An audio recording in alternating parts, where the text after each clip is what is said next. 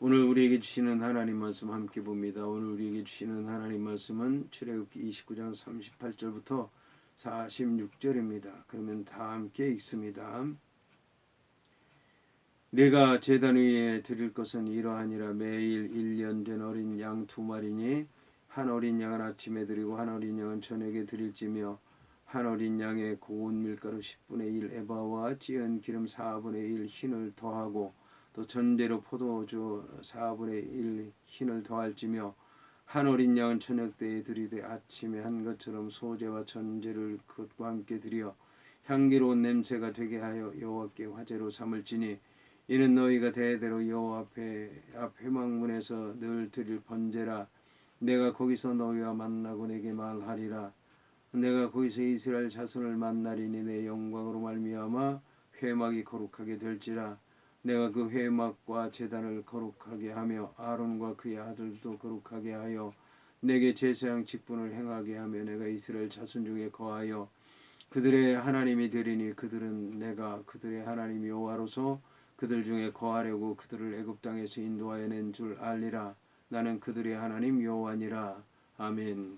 본문의 말씀의 제목은 아침과 저녁의 번제입니다. 그러면 본문의 말씀을 통해 함께 은혜 나누도록 하겠습니다. 오늘 말씀은 내가 제단 위에 드릴 것은 이러하니라. 1년 된 어린 양 2마리니.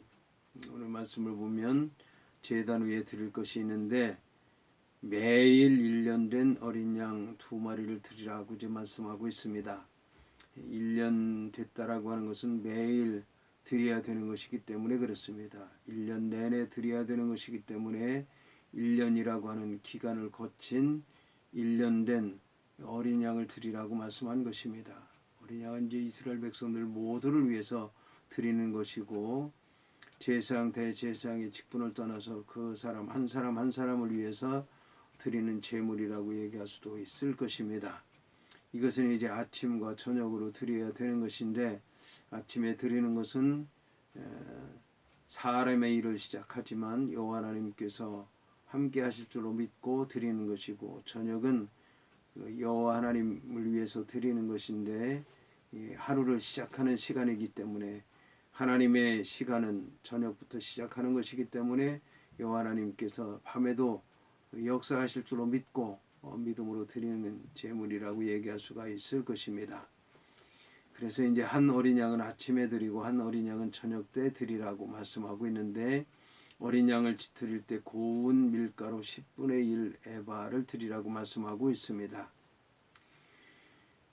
이제 여기서 고운 밀가루를 곱다라고 하는 껍데기를 벗긴 것입니다. 껍데기를 벗기고 채로 쳐서 아주 가늘고 곱고 부드러운 밀가루를 드리는 10분의 1 에바라고 하면 이제 2.2리터 한 2리터 정도 된다고 얘기할 수가 있을 것입니다. 그리고 기름은 4분의 1 흰, 4분의 1 흰을 드리라고 이제 얘기를 하고 있는데 이것은 이제 1리터 정도 됩니다. 그리고 또 전제로 포도주 4분의 1 흰을 더할지며 이것도 이제 1리터 정도 된다고 얘기할 수가 있는데 이것을 이제 여호와 하나님 앞에 아침과 저녁으로 1년 된 어린 양과 함께 드리라고 이제 말씀하고 있습니다. 여기서 이제 고운 가루를 드리라고 하는 것은 나의 모든 것을 포기하고 정결하게 돼서 하나님께서 이제 거룩하게 한 것을 여호와 하나님 앞에 드린다는 그런 뜻을 갖고 있습니다. 특별히 이제 고운 가루는 소제로 드리는데 소제는 민하라고 해서 감사 제물로 드리기도 합니다. 그러니까 여호와 하나님께서 맡겨주신 직분이 감사한 것이다라고 해서 드린다라고 얘기할 수가 있습니다. 그다음에 이제 기름이라고 하는 것은 여호와 하나님께서 기름 부어 주셨기 때문에 역시 이제 기름 부어 주신 것을 감사해서 거룩한 삶을 살겠습니다. 구별된 삶을 살겠습니다. 세상 사람과는 다른 삶을 살겠습니다. 그런 뜻에서 기름을 드리는 것이고 포도주라고 하는 것은 기쁨과 감사와 은혜를 얘기하는 것입니다. 주님께서 맡겨주신 이 모든 직책을 기쁜 마음으로 감사한 마음으로 은혜 넘치는 마음으로 감당하겠습니다 라고 하는 뜻으로 드리는 것입니다. 이렇게 되면 향기로운 냄새가 되게 해서 여호와께서 화제로 받으실 것이다라고 하는 것입니다. 이건 역시 여호와 앞에 회막문에서 늘 드릴 번제라고 하는 것입니다. 이렇게 드리게 되면 여호와 하나님께서 대제사장과 제사장과 이스라엘 백성들과 함께 만나서 말씀하실 것이다 얘기할 것입니다. 여호와 하나님은 어떤 분이시고 여호와 하나님의 이스라엘 백성들을 향하신 뜻은 어떤 것이고 그들이 갈 길이 어떤 것인가에 대해서 말씀할 것이다라고 하는 것입니다. 그리고 그렇게 말씀하고 만난다고 하는 것은 여호와 하나님의 영광으로 말미암아 회막이 거룩하게 되고 그리고 아론과 아론의 아들도 거룩하게 되고 또 이스라엘 백성들이 여호와 하나님의 자손들이 될 것이고 여호와 하나님은 그들의 하나님이 될 것이다 라고 이제 말씀하고 있습니다.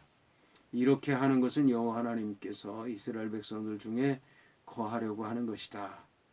그러면서 이렇게 될 때에 그들을 애굽 땅에서 인도하여 낸 여호와라고 하는 것을 알게 될 것이다. 여호와 하나님 말씀에 순종해서 이 모든 일을 행하게 될 때에 여호와 하나님이 어떤 분이신 줄 알게 될 것이다 라고 하는 것입니다. 안다라고 하는 것은 지식으로만 아는 것이 아니라 믿음으로만 아는 것이 아니라 체험을 통해서 하나님이 어떤 분이신지 모든 것을 다 알게 될 것이다 라고 하는 말씀인 것입니다.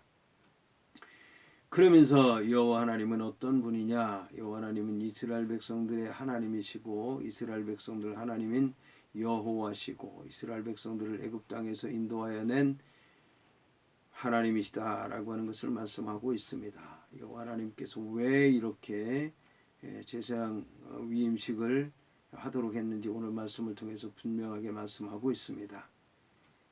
우리가 알아야 되는 것은 이게 성경의 핵심이라고 하는 것이 바로 출애굽기 20장부터 레위기에 나오는 말씀까지라고 하는 것입니다.